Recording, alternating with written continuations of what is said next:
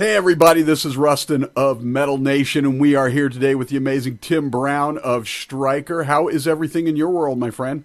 Things are going good. Yeah, you guys just came back from a wonderful tour with our good friends in Unleash the Archers and, of course, Helion Prime with Mary Zimmer on vocals. That had to be amazing. You didn't come to Boise. I still haven't forgiven you for that, but it looked like a hell of a tour. Yeah, absolutely. That tour was crazy. I mean, we didn't know quite what to expect with two Western Canadian bands, and then the response was like absolutely crazy. I think well over half the shows were sold out, including big cities and big venues like Chicago. So the turnout for all the shows and the numbers we were seeing for all bands was crazy. I think that was easily Stryker's best North American tour that we've ever done, and I think sure Unleash the Archers would say that as well. I mean, just to have, I think we had a run of about 10 sold out shows in a row, which is, that's not an easy feat. So it was a great tour, absolutely.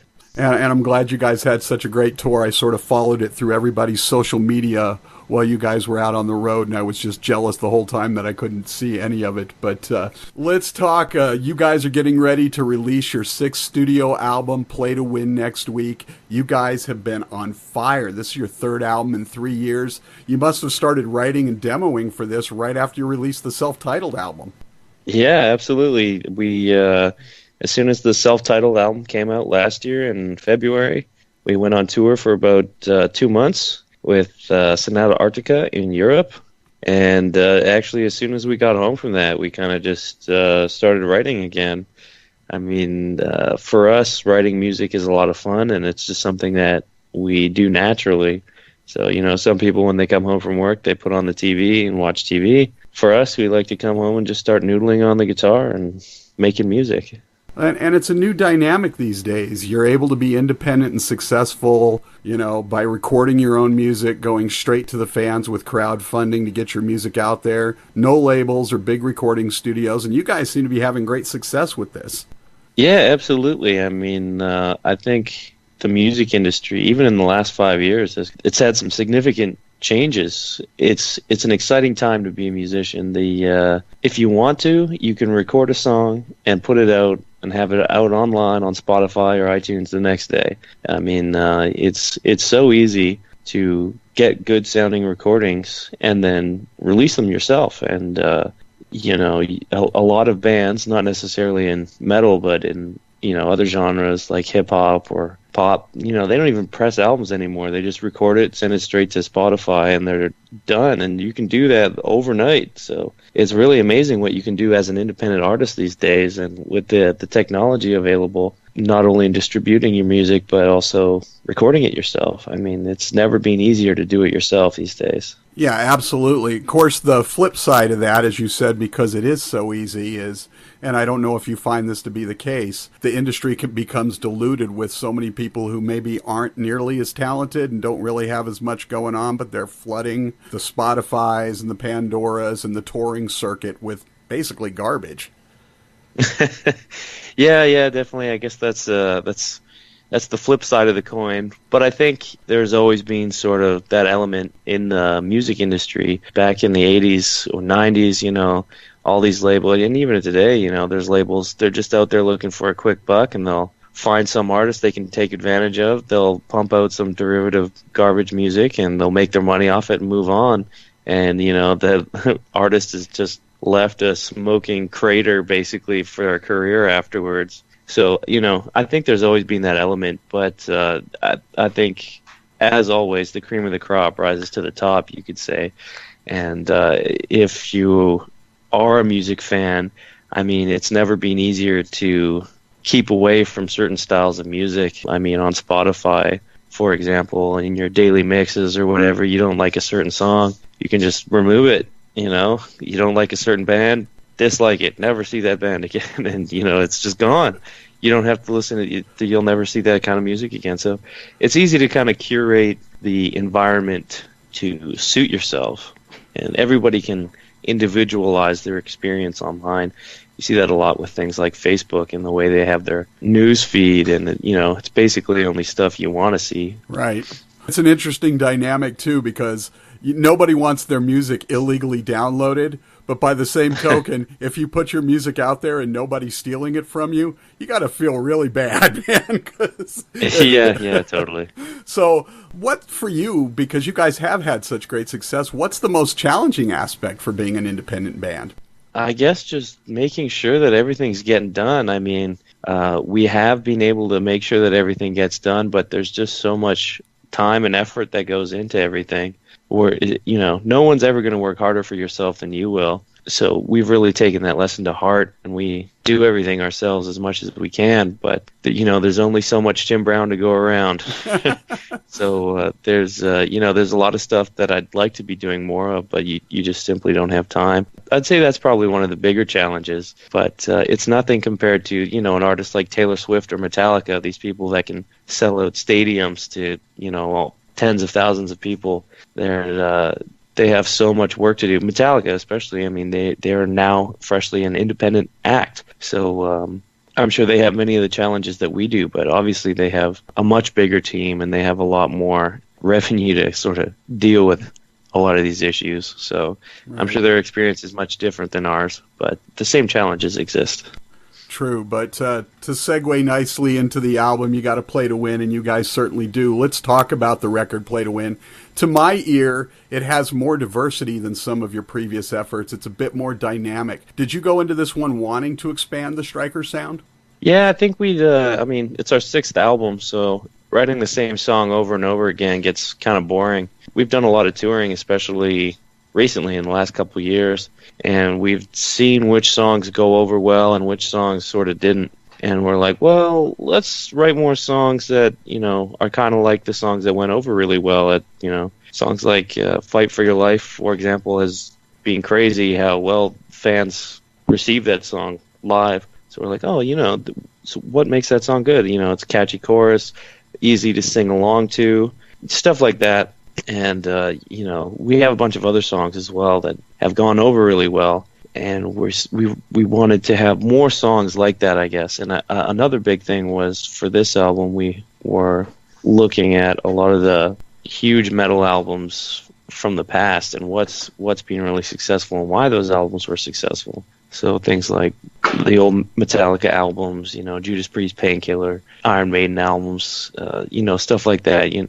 One of the big things that we notice is that they often experiment more with softer and slower elements and have more dynamic in them. So, I think Metallica is they're the biggest metal band, basically, and they also have a ton of ballads, They've always had that softer side, and I think that's what is the separating factor. So we're like, okay, well, if maybe that's the secret ingredient, maybe we need more of that. So that's one thing that we really wanted to try and focus on a little bit more. And I was going to say, I noticed there's some slower stuff on this one, but it balances out the sort of speediness and the thrash very nicely. Yeah. So, and this album marks the return of Chris sharing guitar duties with you. How did that dynamic impact the new record? That was great because I didn't have to do everything myself. So, again, being independent artist, it's you got to do everything yourself, and a lot of the business work falls on my shoulders. So in the past, Stand in the Fire and the self-titled album, I'm doing all the guitar recording, I'm doing all the solos, all the leads, all the rhythm stuff, even sneaking in there on the bass sometimes. And being able to, each one of those albums, 45 minutes, you have to come up with a lot of good ideas, and sometimes it gets pretty challenging to come up with 10, 15, 20 different guitar solos, because on Stryker songs there's oftentimes 2 solos per song, and it's nice to have a little bit of a break and you can concentrate more ideas into less songs. So, I feel like it's an environment for a lot better ideas. There's more people working on it. You don't have to, you can focus. At least for me, I found I was really able to focus on, instead of doing 10 tracks, now I'm just have to focus on 5 or whatever. So that was a really nice change for me. Have you guys been playing anything live yet from Play to Win other than the first single, Heart of Lies, or are you sort of saving that for the European Skullfist tour after the album's out? Yeah, so we've been playing Heart of Lies since the single came out. We did a tour in Europe in July, where we played some festivals, and we were playing Heart of Lies then to sort of get the ball rolling with promoting the new album. And then, we've been saving the rest of the songs for when the album actually comes out. We figured it'd be weird to be playing, 5 songs from a new album that no one's ever heard yet. So we decided that, we should play the songs after someone's had a chance to listen to it. I always wondered this. Let me ask, because you guys have put out 3 albums in the last 3 years. It's your 6th album since, 2010, I think it is. So how long does it take you, after you release an album, before you can look back at it objectively? Well, I think we're sort of in a unique situation in that we basically do it all ourselves. I mean, all the production, engineering, all that stuff. For us, if I want to change something, I would. So if I don't like the way something's edited, I'll change it. If you don't like how something is sounding, we'll change it. The one thing I would say, though, is that on this album, it's the most sort of perfected. We really took a long time going through and fiddling with things like delays and reverb settings and, the small stuff like that, working on the guitar tone, making sure it's perfect. And so for this album, I mean, oftentimes in the past when I've worked on albums, especially in other bands, you kind of put your recording in, then it's hands off, and then you kind of get the finished project back from the producer, and you're kind of like, oh, that's what it sounds like now. And sometimes you kind of want to change things. Sometimes it sounds better, whatever.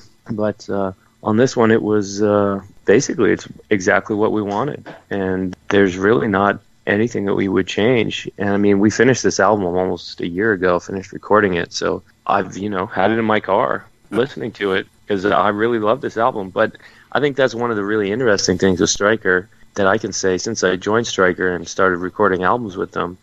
Every album that I put out with Stryker, I genuinely enjoy listening to, which, in the past in other bands, you work on these albums and spend thousands of hours listening to them, working on the material, and then you finally finish it, and then you never want to listen to it again.